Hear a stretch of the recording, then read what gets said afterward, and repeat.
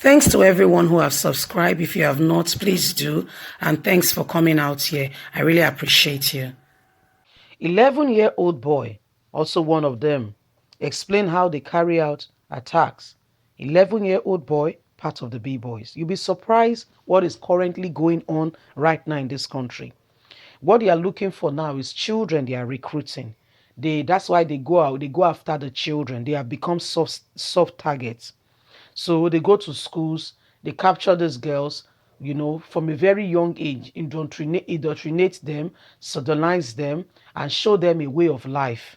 So this is what is happening. For over a decade now, Nigeria has been in this stage, this evil that has been going on right now in the north, and is spreading, and nothing has been done. In fact, they called Goodluck Jonathan a person who was allowing this to happen because he was not from the north. Listen, your own Buhari is worse than worse, if there is a word like that. Of course, Buhari has not done anything, and even they themselves have started apologizing to Buhari here and there. Why? The perpetrators are among them. The perpetrators, the people fueling this, until they are caught, it is difficult to say that this will come to an end. Because we need to, when you want to deal with a tree, you don't go and cut the leaves or the branches. You deal with the roots. Let's get all the details. 11-year-old boy had been caught by the Nigerian troop and the army in Maiduguri. You can see his pictures. Based on the source, the boy was apprehended during a clearance operation conducted by the Nigerian troops along the Sable axis. He was captured after his fellow B-Boys members abandoned him in one of their affected villages. Did you hear about that village that they raided? No. It's not everything you hear. You're only hearing of the big one. During interrogation, he narrated how they taught them on how to use the AK-47 rifle, how to strip it, and also how to assemble it. 11-year-old. 11-year-old. So that's why the killing is merciless. They've shown them a kind of violent way of life. And Buhari said, when you catch them, don't do anything to them. When they raise their hand, they say they have repented, bring them in. People's hearts, these are children. Some of them have been born into captivity. Some of these children have been born into captivity. Some of these children, they don't know any better. These are the ones, they grow up very mercilessly, become mercenaries. This is what they are doing now. And the government has not protected them. Little wonder you wonder the level at which they commit this atrocity. In addition, in a 4 minutes, video clip, he explained how they normally plant land missiles and how they identify suspected location of impoverished explosive device. They've taught them this kind of evil things.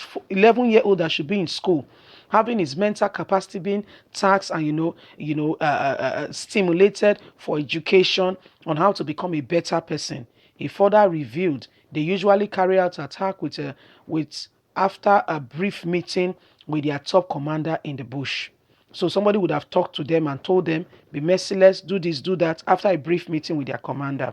He also confessed to be one of the errand boys that usually distribute food items to their members as at when due.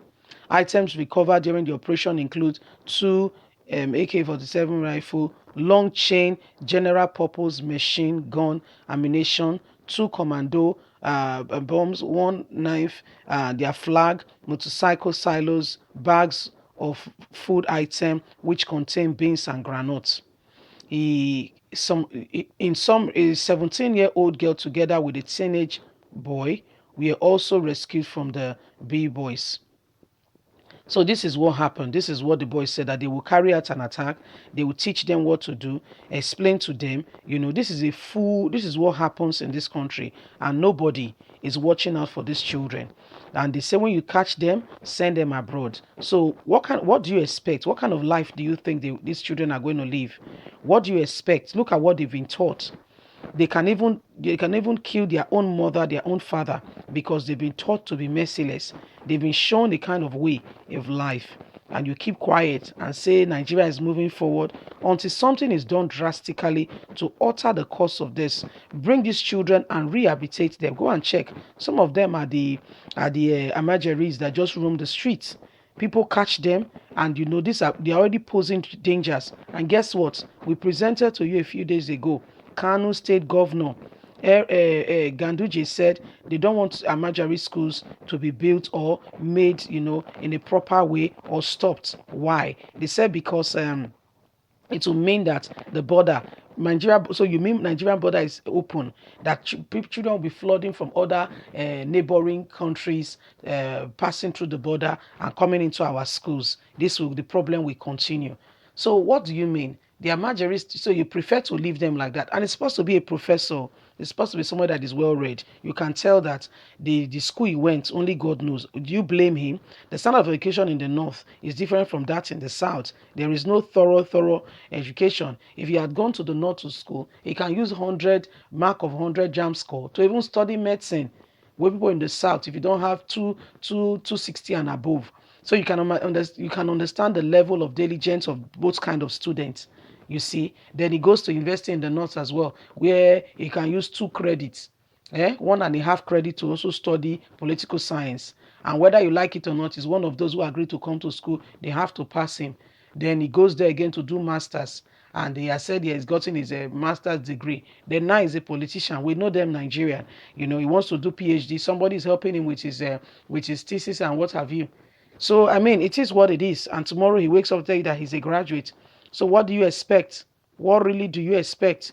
What do you really expect? So I mean, this is kind of mindset they have, and these are the people that surrounds Buhari and gives leadership to this country. That's why we must all, at some point, join politics. It's not enough to just say, oh, Buhari, Buhari. Nothing will change if the person at the top is the one calling the shots. We all have to get involved in some way or the other. Please, and don't get discouraged. If it means you starting from your local government chairman, if it means you starting just a little, just start from there and begin to climb. Before you know it, you become a commissioner. Before you know it, well, the truth of the matter is have a heart to serve. That is where it really starts from. Otherwise, when you get there, you become like one of them, thieves and people who loot the country and glue the country dry. But if you are coming with a heart to serve, even God will help you, you know. But first of all, there has to be a determination. There has to be a will. There has to be this driving force saying, you know what, I'm going to lead and give good governance to Nigerians. Anyway, guys, this is currently happening in our country, a very difficult state. You see 11-year-old boy, getting involved and explaining to you how they carry out operations. Leave us a comment. God bless you. Bye for now.